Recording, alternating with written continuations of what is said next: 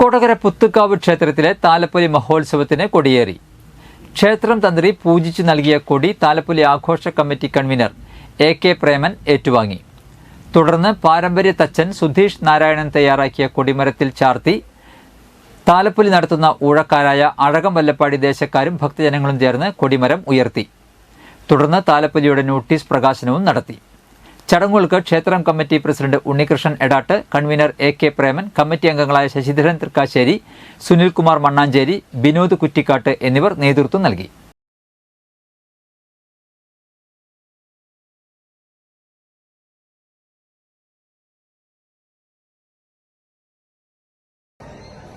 കാർഷിക സംസ്കാരത്തിന്റെ ഭാഗമെന്ന നിലയിലും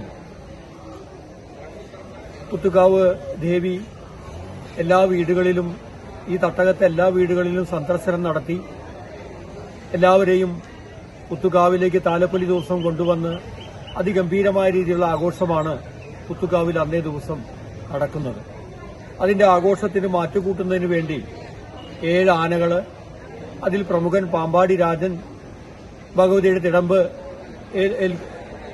ഏൽക്കുന്നതും, അതേമാതിരി തന്നെ മേളം, സർവശ്രീ കലാനിലയം ഉദയൻ നമ്പൂതിരിയുടെ നേതൃത്വത്തിൽ അതിഗംഭീരമായ മേളം നടക്കുന്നു.